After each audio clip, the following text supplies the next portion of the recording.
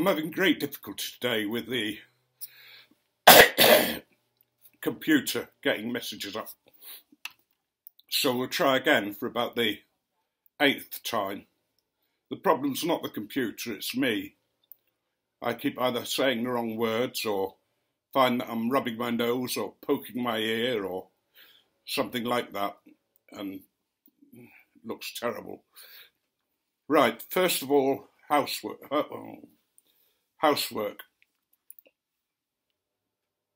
I'm smoking my Cobbett Shire pipe, it being Corncob Tuesday, and I'm smoking Cabby's Mixture,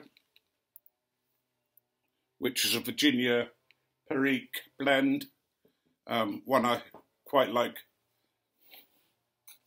and one that I'm enjoying at the moment anyway.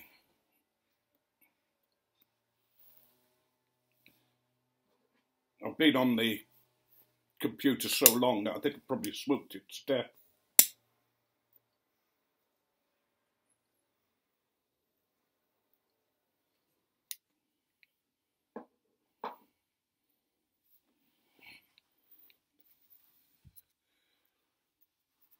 An update on Carolyn. If I just move the computer, you'll be able to see that's one of my dogs. That's Lily about to examine her backside. Well done, Lily. The other little one is Daisy. She's the lady. And the lady at the end is my wife, Carolyn. Say hello, Carolyn. Hi. As you can see, she's a lot better. Although having said that, today's the day that she has to take her injection. The drug that she takes is a relation to a chemotherapy drug, so it has some nasty side effects, which cause sickness and the world falling out of your bottom, that kind of thing. I said I was going to do some shout-outs. There's about 6 of them. Some I've given shout-outs to before, but others I've just come across recently. There's DirtyBoots, the Ukrainian, who's well worth a visit. He shows some incredible pictures of places around him. There's Burn-A-Briar, Briar Report, Jacob Brown, and MarkinRI. They, I'm sure, would enjoy a visit, and if possible a sub. And the last one's Carving Piper. He has just carved a pipe, a brilliant little pipe, and for a first time pipe carving is very good. The only problem that he's got, apart from the size of this pipe, is that he really needs someone to point out to him that he needs a stronger material to make it from. But it's a very, very clean carving, very beautiful. So if you could, visit them and have a look at their sites and give them a sub if you want to. I said I was going to tell you a tale of Norfolk.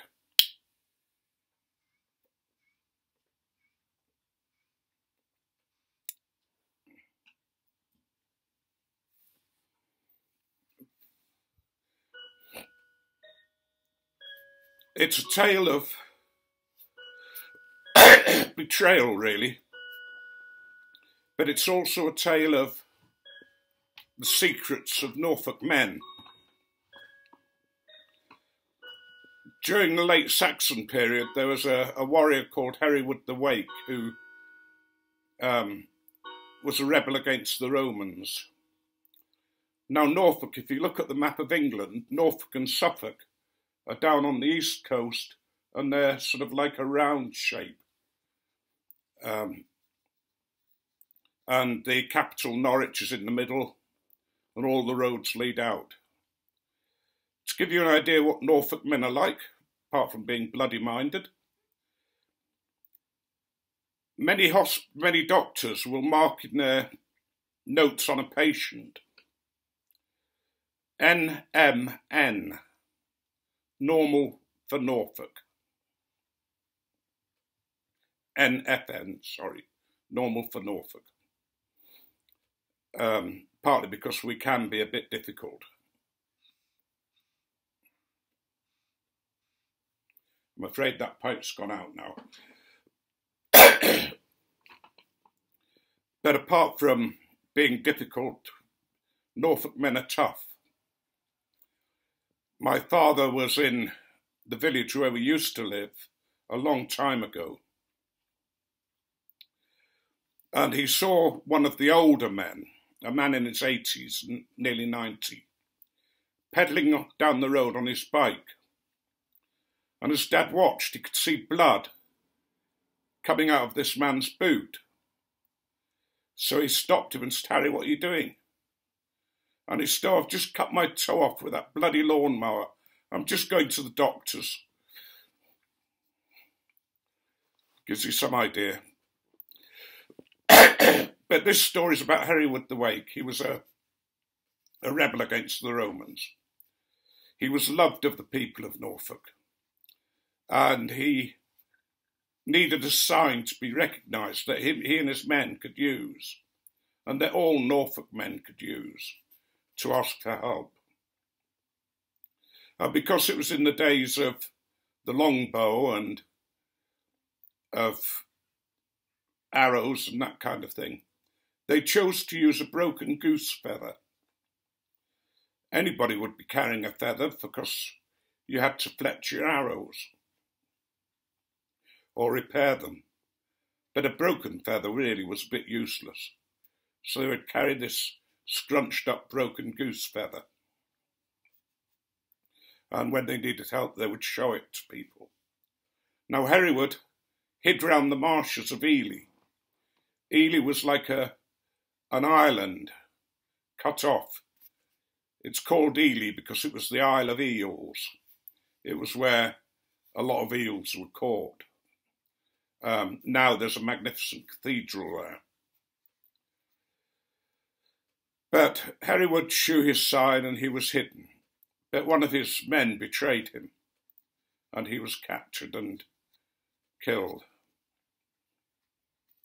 Later on, about the time of the Roundheads and Cavaliers, when Charles I was being sought by Thomas Cromwell, the Cavalier Roundhead leader,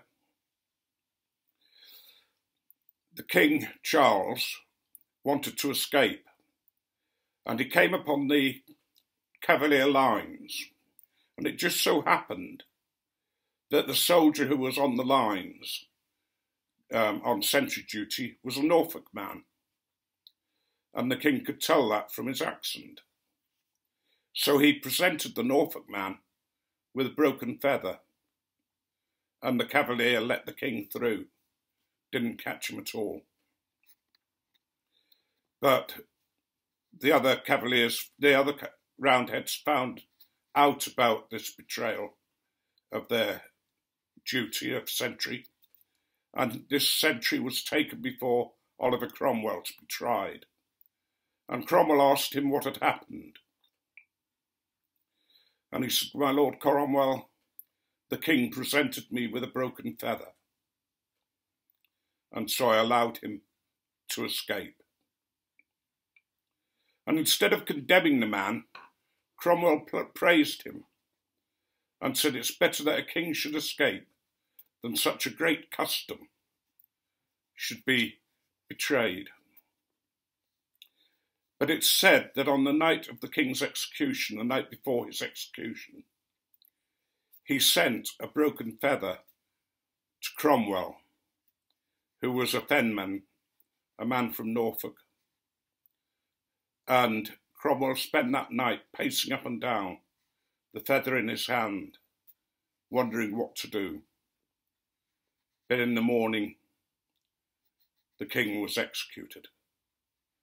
Cromwell broke the tradition himself and thought it was better that a king should be executed than such a custom remain.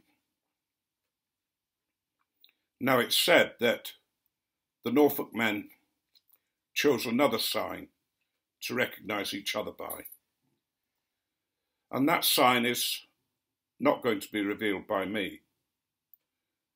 No Norfolk man would reveal it to you. But if you need help in Norfolk, just ask. It's more simple, and you will receive help. So that's the tale of a Norfolk tradition. Whether it's true or not is for you to decide. I'll end with a joke. I'm just trying to think of one, to be honest. Yes, there were a vicar and a Methodist minister, and the Methodists at that time were not allowed alcohol at all, in any form. But the vicar very naughtily gave the Methodist minister a bottle of cherry brandy on condition that he mentioned it in the church magazine. So on the next edition of the magazine, the vicar was scanning through it, and sure enough, there was a mention of it. The Methodist minister had said, "I would like to thank the Reverend Smith for his gift of fruit and the spirit in which they were given."